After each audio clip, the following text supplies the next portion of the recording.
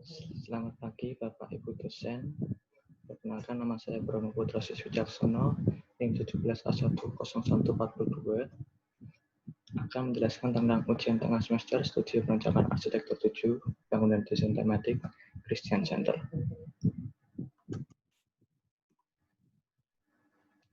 Bab 1, pendahuluan. Yang melatar belakangi hal ini adalah Kota Semarang merupakan kota terbesar dan menjadi ibu kota Provinsi Jawa Tengah. Memiliki jumlah penduduk atau populasi masyarakat yang relatif tinggi yang tersebar di berbagai penjuru kota Semarang. Peningkatan penduduk tersebut didominasi oleh masyarakat yang menganut agama Islam, namun beberapa agama lain juga ikut ambil serta bagian.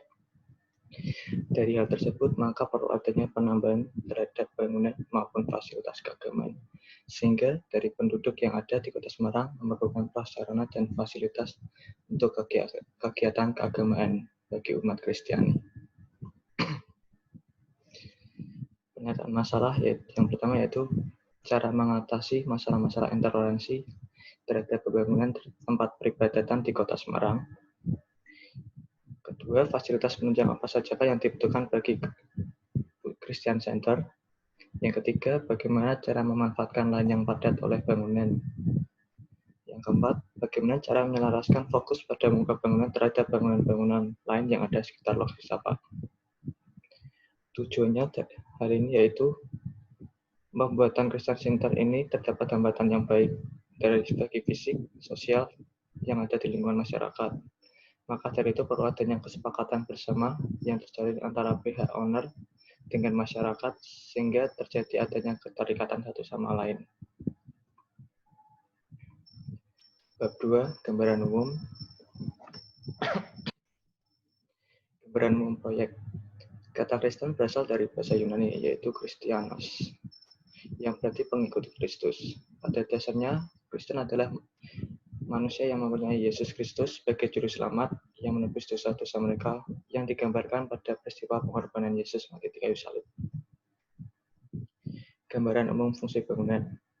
Christian Center merupakan suatu kompleks bangunan yang difungsikan sebagai area pusat peribadatan agama Kristen dan bangunan penunjang lainnya untuk menampung atau mencakupi umat Kristiani yang berada di suatu perkotaan. Fungsi utamanya yaitu sebagai tempat perkumpulan orang-orang percaya, beribadah, persekutuan, perjamuan, berdoa, dan menaikkan puji syukur kepada Yesus. Gambaran umum lokasi tapak. Lokasi tapak terpilih yaitu berada di Jalan Mataram, tepatnya di seberang Sekolah Sede Sapiente, dengan luas tapak 3,2 hektar dengan keliling tapak sekitar 762 meter persegi. Batasan pada tapak yaitu sebelah utara berbatasan dengan Jalan Wonodri Kebon Dalem, sebelah timur berbatasan dengan Jalan Mataram, sebelah selatan berbatasan dengan Jalan Wonodri Kerajaan 3, sebelah barat berbatasan dengan Jalan Singosari Timur.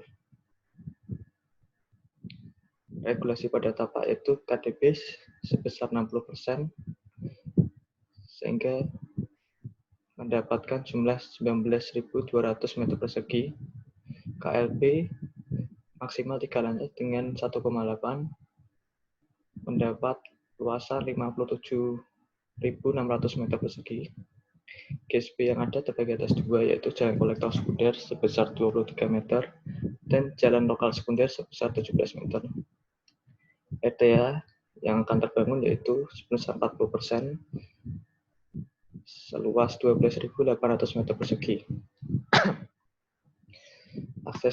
Aksesibilitas sekitar lokasi tapak hanya didapat satu akses utama, yaitu dengan lebar jalan 8 hingga 10 meter dengan pemberlakuan sistem jalan satu arah.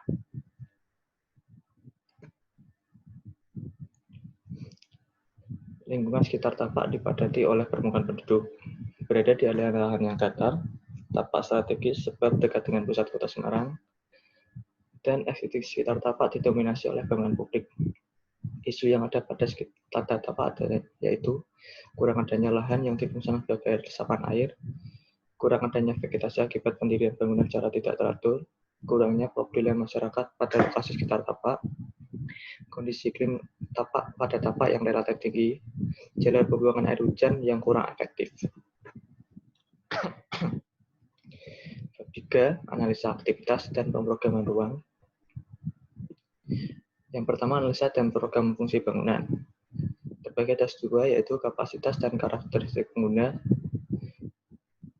Karakter pengguna yang beraktivitas dalam gereja antara lain adalah anak-anak, remaja, dan orang dewasa yang memiliki karakteristik yang cenderung berbeda dari sesamanya.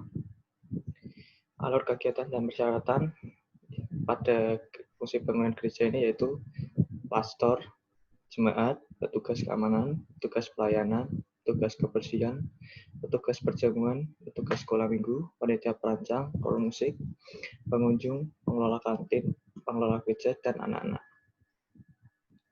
Yang kedua yaitu fungsi dan tema bangunan, terdiri dari konsep atau tema yang menerapkan arsitektur simbolisme terhadap bangunan, baik dari segi fisik maupun pada elemen arsitektur. Yang berikutnya, idealisme fungsi bangunan yang menekankan pada pembangunan pada tempat yang padat. Maka fungsi bangunan yang akan dirancang nanti akan menyelaraskan dengan lingkungan sekitar. Yang ketiga yaitu persyaratan ruang, terdiri dari 3 bagian, yaitu fasilitas pengunjung berupa ruang ibadah, taman doa, tempat retreat, dan kantin. Fasilitas pengelola yang terdiri dari ruang pengelola dan ruang rapat. Fasilitas servis yang terdiri dari tempat parkir mobil dan motor, toilet, tempat perjamuan, ruang peralihan, dan ruang laktasi. Yang keempat yaitu zonasi ruang berupa bagian-bagian sebagai berikut. Yang kelima yaitu aktivitas dan kebutuhan ruang yang terbagi atas 4. Yang pertama itu aktivitas pengguna. Aktivitas pengguna antara lain berdoa, berkumpul, bersekutu, mendiskusikan sesuatu, menyampaikan kepentingan gereja, bermain musik, dan menjaga lingkungan gereja. Yang kedua, kebutuhan besaran ruang, yaitu melihat fungsi-fungsi yang akan ada pada dalam bangunan. Sebagai contoh, besaran ruang fungsi servis akan berbeda dengan besaran ruang untuk berinteraksi seperti atrium pada gereja. Yang ketiga, hubungan ruang dikelompokkan menjadi 3, yaitu hubungan ruang dekat, hubungan ruang jauh, dan ruang tidak berhubungan. Yang keempat yaitu kelompok kegiatan berupa kegiatan parkir, kegiatan utama, kegiatan pendukung, kegiatan servis, dan kegiatan utilitas. Analisa kontekstual terbagi atas 12 analisa sebagai berikut. Yang pertama, existing, zoning, pencapaian, dan orientasi, aksesibilitas, vegetasi, view from site, fasilitas penunjang, penghawaan, arah matahari, kebisingan, dan topografi. Yang keenam, analisa pendekatan sistem bangunan dibagi atas 2, sistem utilitas, terdiri dari jaringan listrik, sistem pencahayaan, sistem penghawaan, jaringan air bersih dan kotor, sistem keselamatan dan keamanan, penangkal petir, dan sistem pengolahan sampah. Yang kedua, pemanfaatan teknologi menggunakan sistem pengolahan air hujan yang dikumpulkan dan dapat diolah kembali sehingga dapat difungsikan pada fungsi bangunan. Bab 4, penelusuran masalah. Pada analisa masalah terbagi atas 4 bagian. Yang pertama yaitu pengguna, di mana umat Kristen dapat memperoleh kenyamanan dan melakukan aktivitas. Yang kedua, tapak, disimpulkan pada lokasi tersebut sesuai dengan fungsi yang diangkat. Tapaknya berkesinambungan dengan lingkungan sekitar. Yang ketiga, lingkungan dapat memberikan kesan sosial, masyarakat, dan beragama yang lebih hidup dan membuat pengguna baik dalam fungsi bangunan maupun lingkungan sekitar menjadi nyaman. Yang keempat, tema mengangkat arsitektur simbolisme namun tetap menyelaraskan dengan lingkungan sekitar atau bangunan sekitarnya. Identifikasi permasalahan terbagi atas 4. Yang pertama, kualitas, yaitu kualitas tanah mengalami pergeseran karena tanah pada daerah tersebut masih berupa air, sehingga tidak boleh adanya pengambilan air pada zona merah. Yang kedua, karakter tanah tergolong padat, namun terdiri dari pasir dan tanah berair. Yang ketiga, potensi. Daya tarik menjadi daya tarik baru bagi umat Kristiani untuk datang beribadah pada fungsi pembangunan gereja. Yang keempat, kendala. Kondisi iklim panas, matahari pada lokasi tapak sangat panas, hembusan angin relatif rendah, dan vegetasi yang sangat kurang.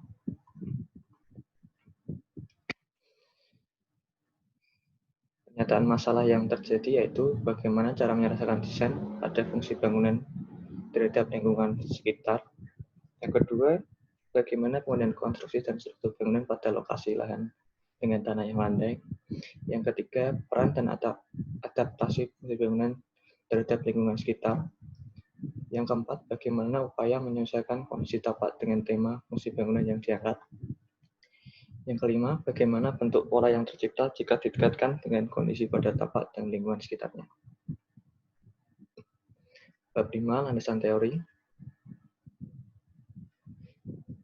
Konsep arsitektur simbolisme terbagi atas 4 bagian. Yang pertama yaitu arsitek simbolisme, merupakan sebuah elemen dalam arsitektur dengan menggunakan simbol untuk mengekspresikan ide-ide secara arsitektural yang diperlihatkan melalui karya arsitektur yang memiliki nilai atau makna atau jati diri. Sejarah simbol sendiri yaitu dari bahasa Yunani, simbolis yang berarti tanda atau ciri yang memberitahu tentang suatu hal pada orang lain yang merupakan paham yang menggunakan pemahaman terhadap suatu hal. Yang ketiga, makna dan perilaku. Terbagi atas 3 yaitu iconic signs, indexial sign, dan simbol. Yang keempat, penggunaan dan penggolongan.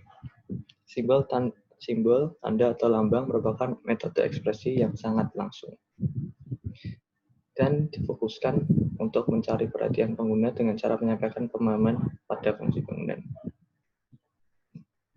Konsep struktur dan konstruksi ditinjau dari fungsi bangunan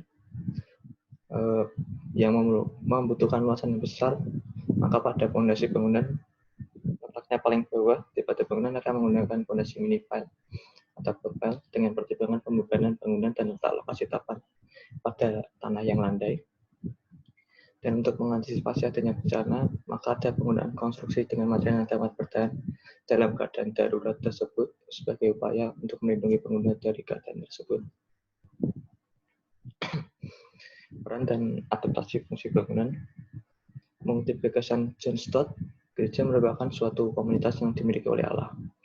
Gereja harus menjadi tempat yang hidup bagi umatnya, dan terdapat 4 hal yang harus dilakukan oleh gereja, yaitu menjadi gereja yang belajar, mengasihi atau melayani, menjadi gereja yang beribadah atau bersekutu, menjadi gereja yang mengabarkan Injil untuk bersaksi. Ditinjau dari letak dan lingkungan sekitar lokasi tapak yang sudah padat oleh bangunan, maka fungsi bangunan sebagai pusat peribadahan ini akan memperhatikan terhadap lingkungan sekitar dengan menekankan kepada ruang terbuka hijau sebagai respon terhadap lingkungan sekitar yang sudah padat oleh bangunan. Keselarasan desain dengan lingkungan sekitar yaitu dari konsep arsitektur simbolisme diambil disarinya yaitu penggunaan coloring atau pewarnaan pada bangunan, penggunaan material atau bahan bangunan yang simpel dan rapi, memanfaatkan simbolisme dari agama Kristen dan dituangkan dalam bentuk atau elemen arsitektur, memiliki wajah bangunan yang mempresentasikan fungsi bangunan tersebut berfungsi sebagai tempat rumah ibadah, dan dapat diimplementasikan dalam bentuk pola yang mempengaruhi orientasi dan existing tempat. Pola ruang terhadap tapak dibagi atas 4 yaitu ruang dalam, yaitu terbentuk oleh bidang pembatas fisik, ruang luar yang merupakan ruang yang terjadi dengan membatasi bangunan dengan alam, ruang komunal yang berhubungan dengan umum atau publik untuk menampung kegiatan sosial. Pola ruang yang terjadi yaitu bagi atas 3, pola linear, pola radial, dan pola spiral. Bab 6, pendekatan perancangan. Pendekatan konsep terhadap penyataan masalah. Dari permasalahan yang terdapat pada tahapan-tahapan sebelumnya memiliki keterkaitan yang kuat sehingga Pada pendekatan tersebut dapat ditemukan garis permasalahannya berupa gambar berikut.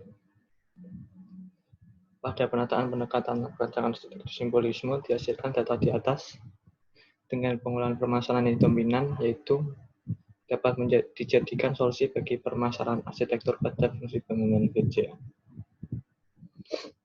Pendekatan desain berdasarkan pada penelusuran masalah yang telah dibuat, terdapat urgensi yang mendesak, yaitu lebih memfokuskan terhadap nilai-nilai atau makna dari gereja dengan arsitektur simbolisme pada elemen-elemen arsitektur bangunan. Penerapan konsep pada fungsi bangunan, penetapan sebagai tema perancangan Christian Center atau pusat peribadahan umat Kristiani yang diharapkan mampu menghasilkan arsitektur yang berdasarkan pada simbol-simbol. Pendekatan struktur bangunan menggunakan struktur batuan betulan yang dipadukan dengan konstruksi baja karena memerlukan atap bentang lebar. Bedakan pada fungsi bangunan yang memiliki pemasangan kecil menggunakan struktur batuan bertulang yang ringan.